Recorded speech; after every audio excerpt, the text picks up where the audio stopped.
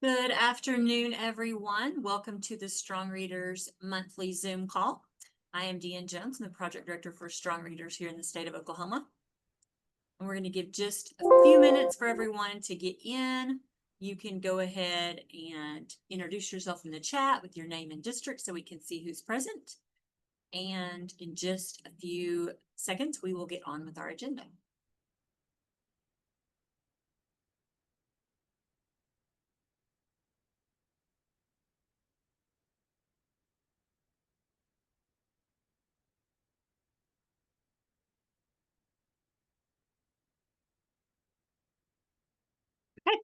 If you're just now getting in from the waiting room, we are just introducing ourselves in the chat and about to get started with the meeting. I have the agenda already shared on my screen, and let me just go in the chat and put the link. I've just shared the link for the agenda in the chat if you would like to have that opened as well.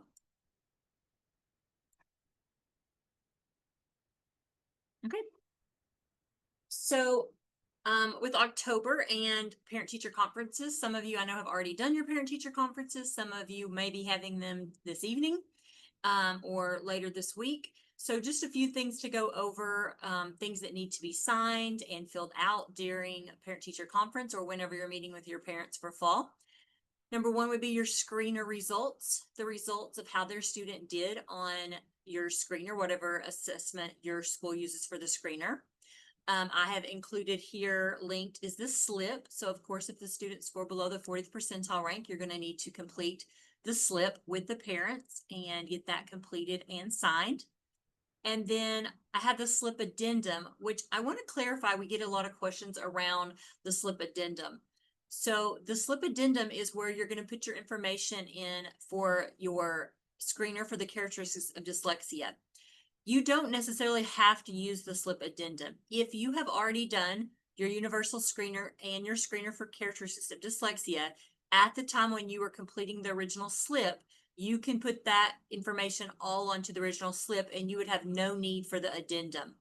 The addendum is to be used if you filled out the slip and you didn't yet have the dyslexia characteristics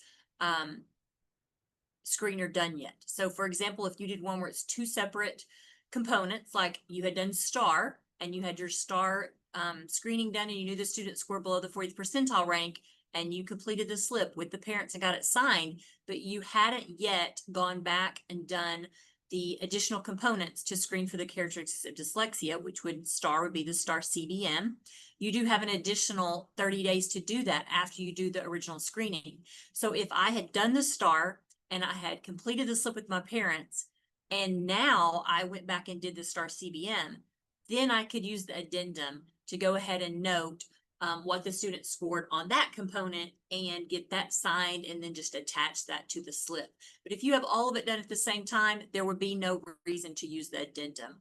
That's just the purpose of that. We get a lot of questions about that, about do I have to use the addendum? And you don't. If you have it all ready, you can just do the slip. No need for the addendum. But if you need that extra time, you've already met with the parents, you can add the addendum later on. The next few things I have linked are just some things that you can use for communication with your families. We have the Family Guide for Strong Readers, and we have a Family Guide for Successful Readers. We also have the Family Information and Resources for Dyslexia and an Understanding Dyslexia, a guide for parents. Those are just all documents that you can use for educating your families about things that pertain to their student. So those are all linked for you. They're also all available on our website on the Strong Readers for Schools. I think one of them may be on the Strong Readers for Families, but all of those are available where you can find those to use with your families at conferences or anytime you need them to discuss with families. I also linked the Notice of Reading Proficiency. So let's go talk about that one real quickly. The Notice of Proficiency is to be sent when a student reaches the 60th percentile rank on their universal screener. So this would be if your student has done that BOI score and they scored at 60th or above, you're going to send this Notice of Proficiency with their parents, and you could do that at the parent-teacher conferences. This one doesn't require a parent signature, but you are going to fill it out and give it to them. this notice of proficiency only has to be done once a school year. So if a student scored at the 65th percentile and you filled this out and gave it to parent teacher conference right now, you would not need to send another one of these after the MOI. So this is only once per year. And this particular document, the notice of proficiency, is only for 1st through 3rd grade. We do not do these for kindergarten. So this is for 1st through 3rd grade, one time a school year after they meet the 60th percentile. I also linked our implementation guide and noted that you can, if you will open that implementation guide and go to page 24, we have lots of strategies to use at home for different skill gaps. And so while you're filling out those slip forms, there is a place on there of giving families strategies to work at home with their students. And this would be something you could use for a resource that you might want to use of things that you could fill in for families to work with. So if you're needing ideas of what to tell your families to work with at home on for their students, you could use this implementation guide and skip to page 24. And then it's more than page 24, but 24 is where it starts. And you could look through those strategies that we have listed for students to work with their families at home. The next thing I want to talk about for just a second is our is Amira. So Amira is our state provided screener. Just a quick review, you are allowed, we have 9 approved screeners that are universal screeners that are approved for universal screening and screening for characteristic dyslexia. We also have those 3 additional that are just for universal. But Amira is the one that we pay for, that the State Department pays for, and it doesn't cost your district any money.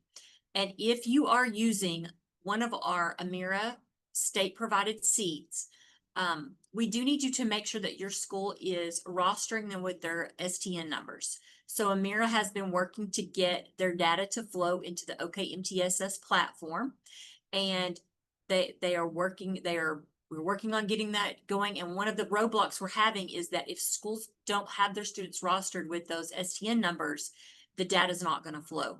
And so in a meeting with Amira just today, they were telling us we still have, I think it was like 27 school districts that are using Amira that have not given them the STNs for their students.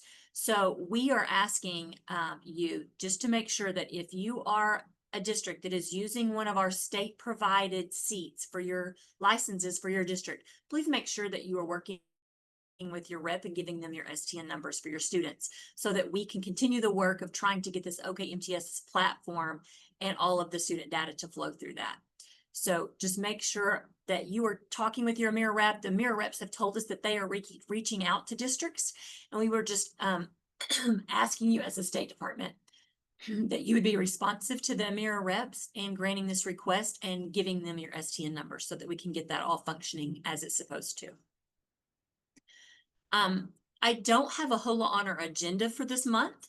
That was mostly just things that we need to cover and go over. So we do have some time right now that I just want to open it up to you for questions. If you could drop any questions that you have, anything Strong Readers related, and put those in the chat, and I will look at some of those and make some of those, be able to answer some of those right on the spot. And if it's things that need a little bit more time and attention, I can look those up and we can address those next month.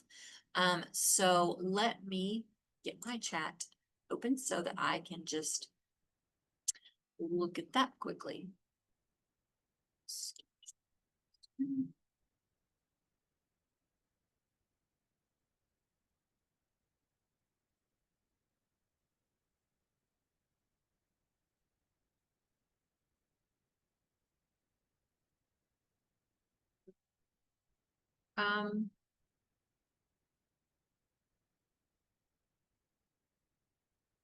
Yes, so one of the questions in the chat is about Amira and the STNs, and they said that Amira gave them a workaround. Yes, even if they give you a workaround for right now, we still would like you to go ahead and give them the STNs so that they can get that fixed.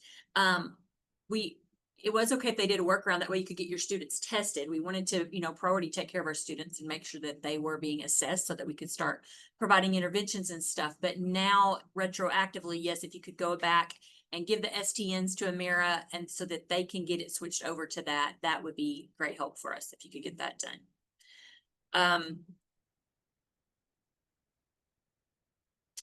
There's a question about the 30-day timeline and notifying parents.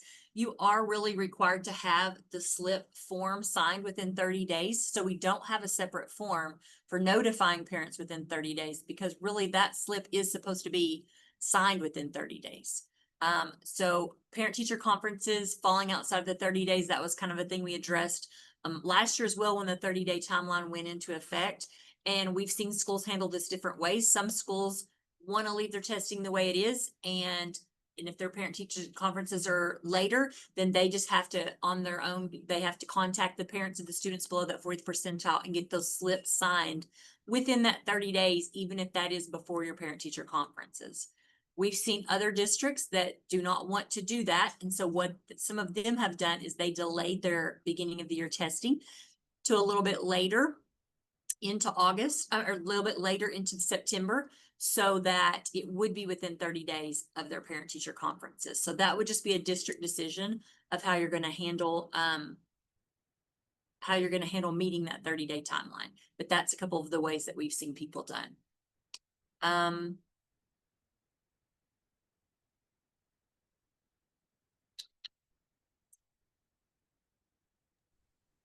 not for sure as a teacher if you can look and see if the STN numbers are in. There may be, I'm not familiar with that to know that, but I would check with whoever is your administrator of your testing, just to see if they may have a better answer on that, to know if they've already contacted that or not. But I do know that the Amira reps have attempted to contact every district that is not already registered with STN numbers should have already received an email and a phone call from Amira. So that doesn't mean that they've received responses from all the districts, but they have reported to us that they have contacted every school district. So I do not have a new timeline. The slips being an ed plan, that's one of the things we're working on right now. And that's one of the roadblocks that I was saying, was having the STN numbers, and we're still trying to work with all the vendors, getting their agreements, their data sharing agreements signed, so that we can get that working, because we need to get all of that piece working before we can get those slips working in ed plan. So we are still currently working on that. We don't have a set date of when that's going to be ready, but it is definitely an ongoing work for us that we're continuing to do. The written portion of Amira, I don't know if we're talking about the writing component for that. I don't know the answer to that, but if we're talking about the paper pencil version of Amira, that is already available, and they do have that. You can request that from them.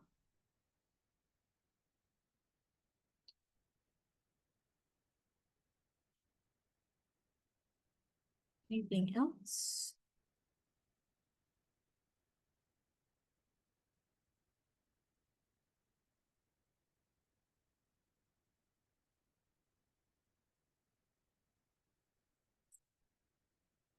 Questions about the STN numbers? State testing, no, I do not have any updated information from state testing. Waiting for information just like you guys. So I'm sure as soon as our assessment department has answers on that, they will be letting everyone know.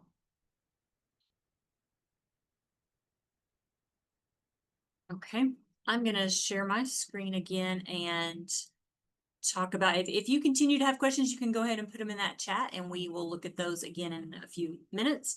But I want to talk just for a second about a professional development opportunity that we've been made aware of, and it is linked in the agenda if you would like to look at the flyer. It is, I'm just going to pull it up and show you. It is the Tulsa County Reading Council, and they are hosting a meeting, and this is information on it. It is going to be hosted. You can attend it on Zoom. There is a Zoom presentation, but also if you'd like to attend in person, it's going to be at NSU Broken Arrow. And there is, if you want to, here's the, there's a link, and here's an email person you can to RSVP, but all of this you can find in the agenda. So that is one we wanted to highlight. And then I'm going to be turning it over to our hero, one of our heroes. Just a quick refresher for everyone. Our heroes team is our state employed literacy experts throughout the state. We have 15 of them stationed throughout the state of Oklahoma. We have them from far southeast corner all the way up towards people that travel in the panhandle. And HERO stands for Helping Elevate Reading Outcomes for Every Student. And I have Kylie on with us today, and she is going to Kylie is our dyslexia specialist for the Heroes team, and she is going to give us a little mini PD about dyslexia right now this time of year, while we've just finished doing all of that testing and you're having to have all those conversations with parents about students who maybe were flagged for the characteristics of dyslexia. This is just, I thought, an important topic for us to talk about and to get some information that you could be able to share with your families. So Kylie, I'm just going to turn it over to you now and let you give us some important information. All right, can you see my screen? Yes. All right, perfect. So as Dan said, our mission is to help elevate reading outcomes for every student. We do that by reaching out across the state to help districts build sustainable systems. We help them match evidence-based literacy instruction, and we provide professional learning. In my role, I coordinate dyslexia content and resources and reach out to work with districts across the state, but also across the agency. And by scanning this QR code, you can choose Add to Contacts and then scroll down and choose Save. And my contact information will go directly into your phone. If you want to share it with others, you could take a picture of it. But if you have any questions about anything that pertains to dyslexia, if I can't answer it, I'm happy to connect you with the team member that can support you. So because it's Dyslexia Awareness Month, we thought we'd just review dyslexia for a moment. So Oklahoma does recognize dyslexia, dysgraphia, and dyscalculia in public schools. Dyslexia is a neurobiological root cause. And so we have a response that's a neurological response to build pathways intentionally with those students so that they can retrieve the information that they need to for skilled reading. Characteristics are deficits in letter or word identification, decoding, fluency, and spelling.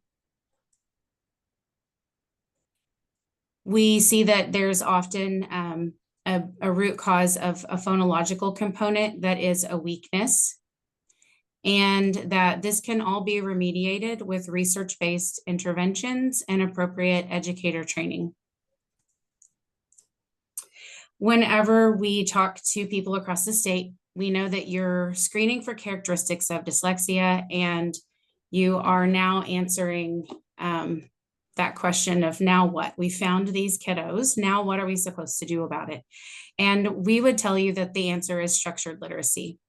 The reason that that's our answer is because when we look at this summarized data from the Science of Reading, it's illustrating that about 5% of our readers will learn to become skilled readers pretty much on their own. We don't know why some brains are just able to do this, but about 5% read pretty effortlessly.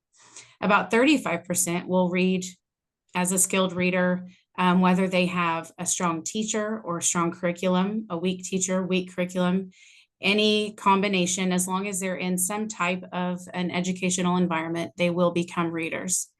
But that leaves about 60% of our population that depend on this structured literacy approach. And our kiddos with characteristics of dyslexia fall in that red section of that 60%.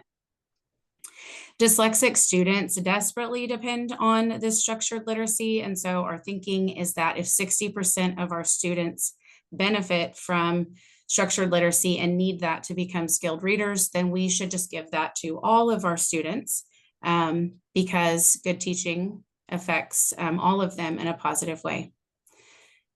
When we look at structured literacy as a framework, it was designed by the IDA, the International Dyslexia Association, It is a framework. They've made this infographic so that we don't misuse or overuse the term in a way that it would lose its meaning.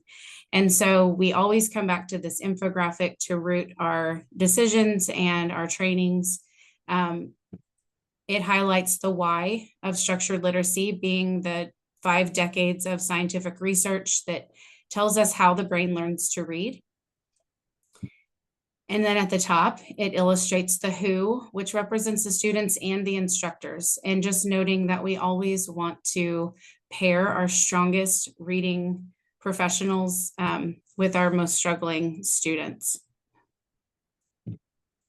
And then we have the what, which it illustrates all the components of Scarborough's reading rope, from anything from phoneme, grapheme, correspondence, all the way to understanding passages and text. And then we have the how, which is the way that we deliver that.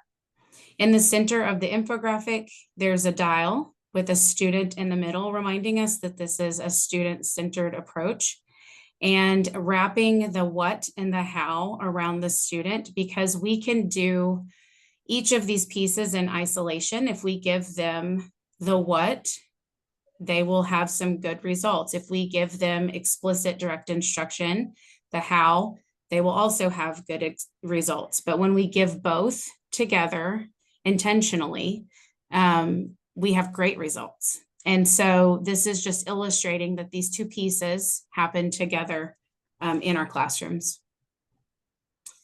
And if you would like support in implementing structured literacy. Kylie, Yes, ma'am. can you change your, like we can see your notes. Can you change it to where your screen is bigger or no? I can. This is actually my last slide.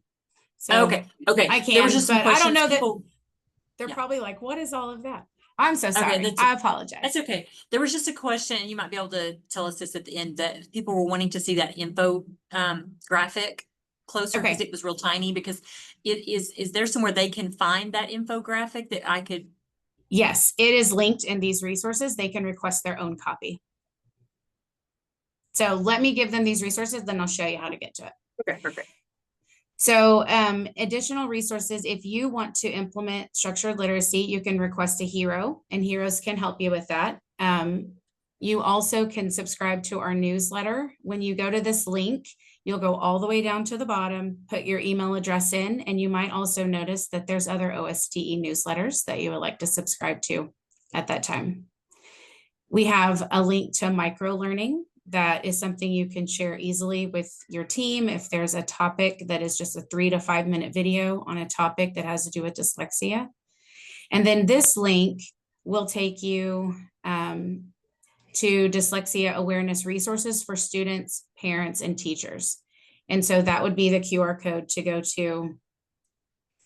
to request your own copy of the infographic so that you could use that in your practice. Let me see if I can go to it.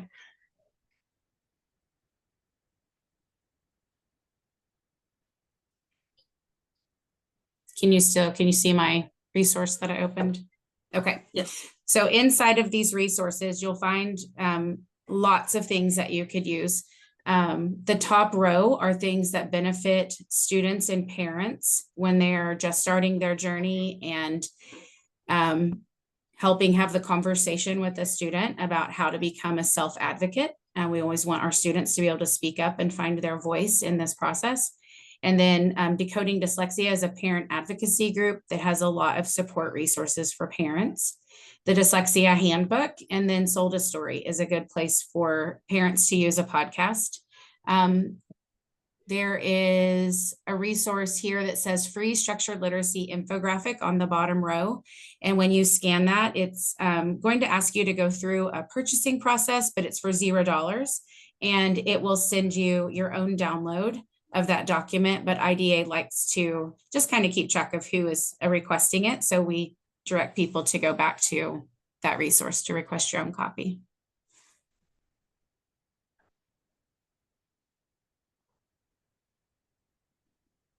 Kylie, we have a And- request from someone for you to show the very first slide again. They want to see the definition of characteristics, that slide.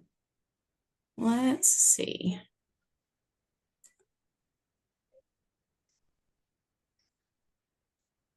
Let me get back to it.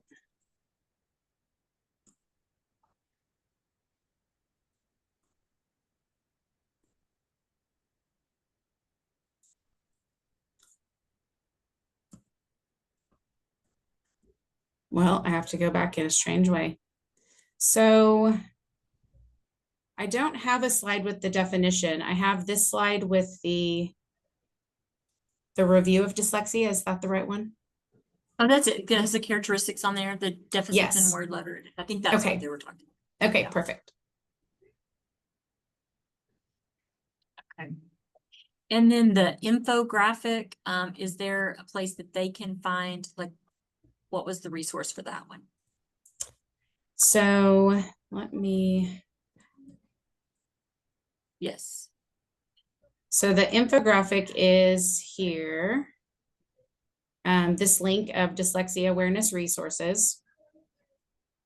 And there's actually two parts to it. So on the bottom row where it says free structured literacy infographic, if they scan that QR code, it will take them to their own copy.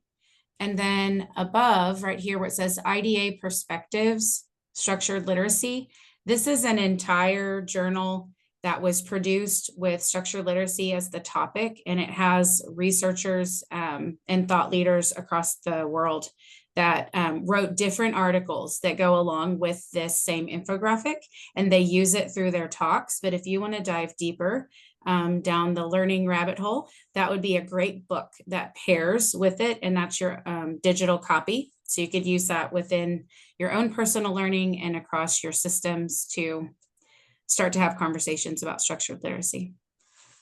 Okay. Can you copy and paste that link for that dyslexia awareness resources into the chat? Yes.